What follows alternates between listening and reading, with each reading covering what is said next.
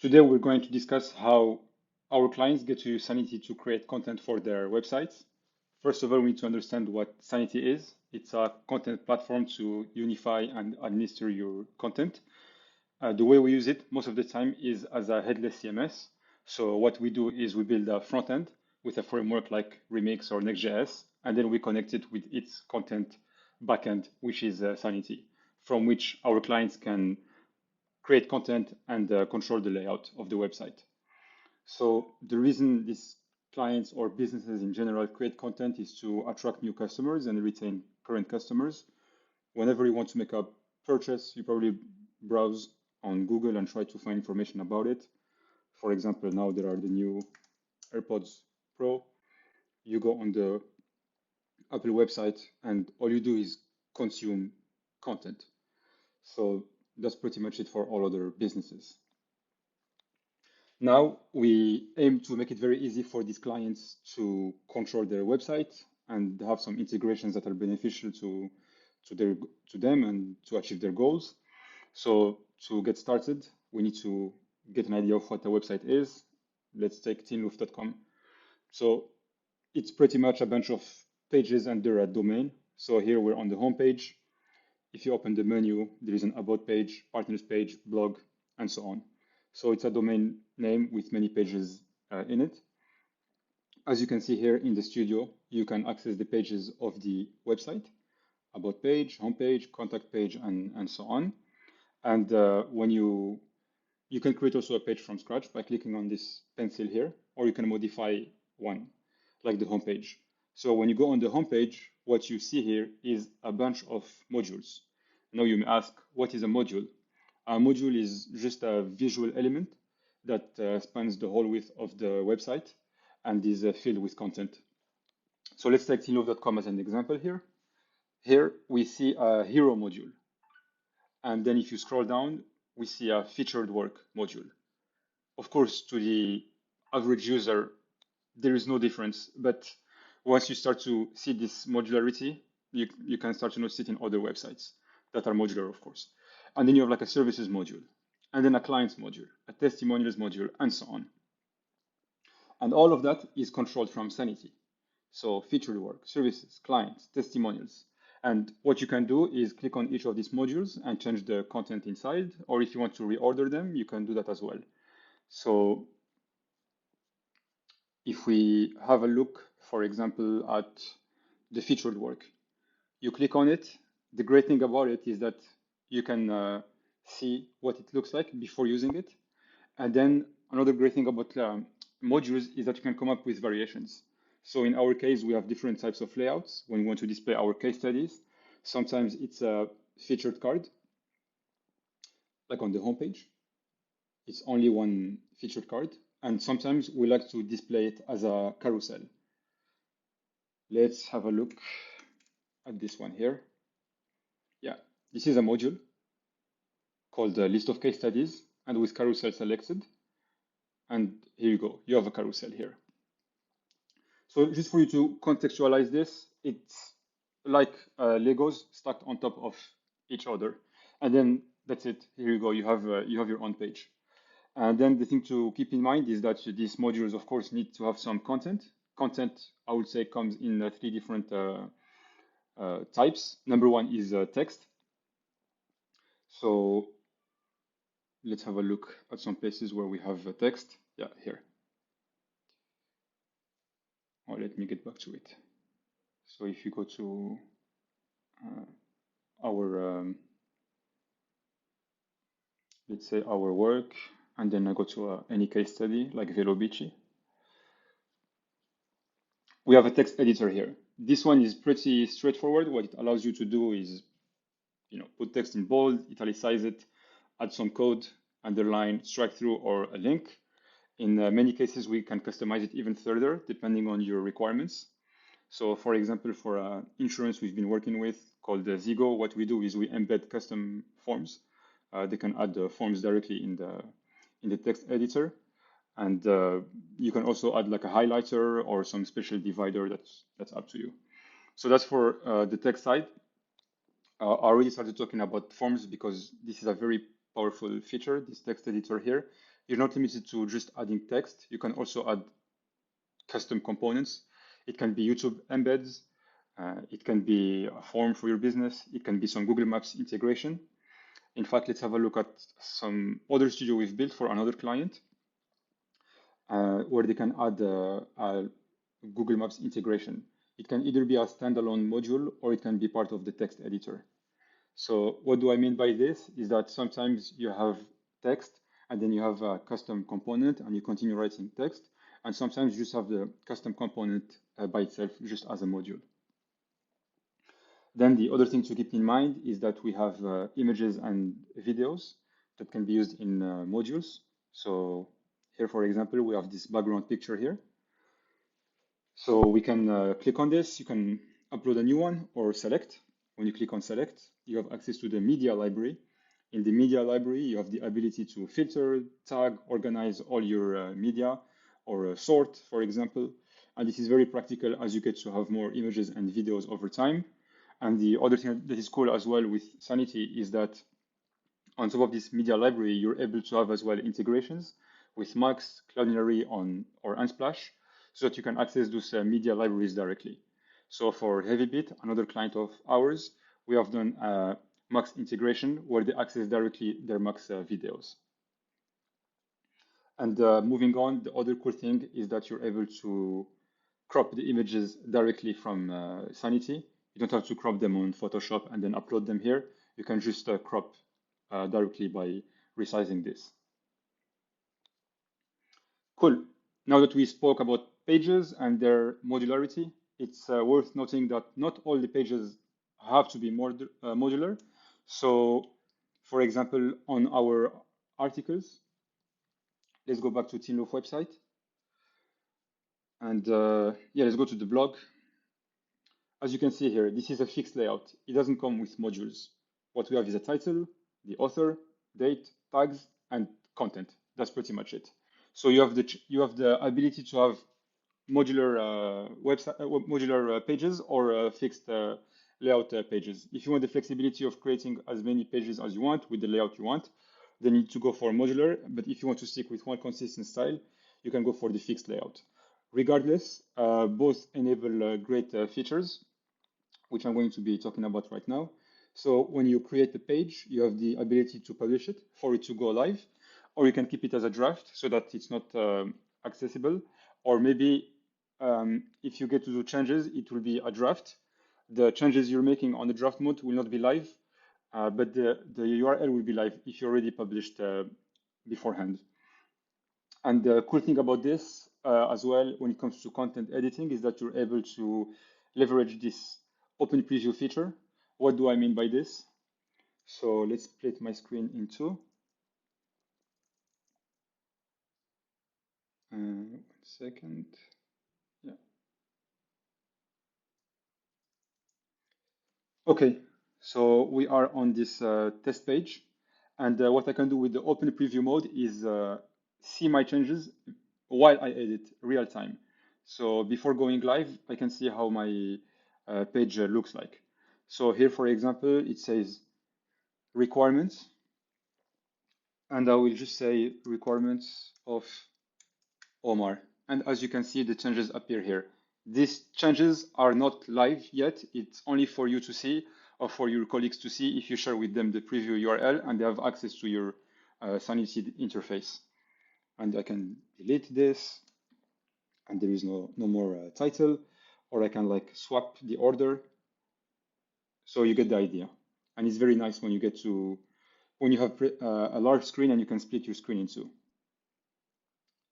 So moving on, the other thing we can do is decide on the published status of a page. It can be private if you don't want anyone to be able to access it. It can be hidden. That means you tell Google not to index it, or it can be a standard normal URL that is appearing on search engines. And speaking of search engines, what we do for every single page is add some SEO and social attributes. So we can control the title or the meta description or the OG title and the OG description. And there are some other elements as well we control or we automate. For example, the creation of sitemaps, that gets submitted automatically to Google Search Console, or for example, the ability to handle redirects from the studio. So before we speak about redirects, let's speak about this, the social sharing image. Whenever you get to share your page or any page from your site on Slack, LinkedIn, Twitter, this kind of media, there is a preview image that appears, and we make it possible to control it from here, and not only upload it, but also generate it dynamically. What do I mean by this? I click on generate sharing image, and I say Omar is recording a demo image. So we can do this for every single page. So we have custom OG images based on the template. Cool. And speaking of redirects, because we're speaking about them, if you want to point, let's say, an old URL to a new one, you can do so as well from your dashboard by managing the redirects here. And the thing is, if you want the redirects to come into effect, you need to deploy your website again on platforms like Vercel or Netlify. And instead of doing that from there, you can just do it directly from the studio. And moving on, in some instances, some clients require to have the ability to add custom scripts across the whole site or on a per page basis. So you can just go, for example, on this studio for Betty's Eddies, and you go on homepage, and at the bottom, you have the ability to add a script to the homepage. If you want to add it to the whole site, you can go on global settings, and you should be able to add it here. If we move on, we can discuss as well the ability to duplicate a page. Let's say you want to create landing pages about many of your products, and you don't want to recreate the structure from scratch. Easy, you go here, you duplicate the page, and then you change the content. Speaking of landing pages, sometimes you want to test different variants and see which one converts the best. And for that, what you can do is A/B testing, sometimes with a tool like LaunchDarkly or any other tool of your choice. I'm not going to discuss that in detail right now. You can go on our YouTube channel, and there is a video called A/B testing with LaunchDarkly and Sanity. Same, when it comes to conversion, if your business is established worldwide or in different countries, you can localize your content. So let's say you have a business in the UK selling fashion and apparel, and you expand to France. You want your content to be in France. That's something you can do as well with Sanity. And it's very straightforward. Now I'm on another dashboard for another client of ours. So here, for example, they have the content in English, and then you can just swap to French, and you will see the French version. Again, I'm not going to be going into details now. There is a video about it called Localization with Sanity, where we explain how it works. Then the other thing that you can do is schedule your content so that you can decide on when it goes live. You can go on schedules. Right now, it's a paid feature. And here, on this case, we can see that the Kubelist podcast will go live on the 12th September at 5 p.m. And there are some other things you can control and create from Sanity. It's not only pages, it can be global settings. So if we go to, let's go to Tinloaf. As you can see, there is a header here, right? Or navigation bar. And then you have the footer here. And these are not pages, these are just elements that span across all the pages. You can control it from Sanity as well. You go to header and navigation, and you have here home, work, services, contact, and you see it here. Home, work, services, contact, same for footer. And it's not only limited to header and footer, you can also apply global settings. So if you have like a form IDs or a fallback social image that you'd like to have whenever you forget to add a social image to a page, that's something you can control. Now, and this is a very, very important feature in Sanity or capability, is the ability to connect all your content together. What do I mean by this? So now I'm recording this video about content creation in Sanity, and we go to blog, articles, and then a guide to content creation with Sanity. And what I do is I connect this article with other documents in this case with author, in this case it's Omar, myself, and with tags. And what I am able to do afterwards is, for example, if we go on the blog, I'm able to filter only by beginner-friendly articles.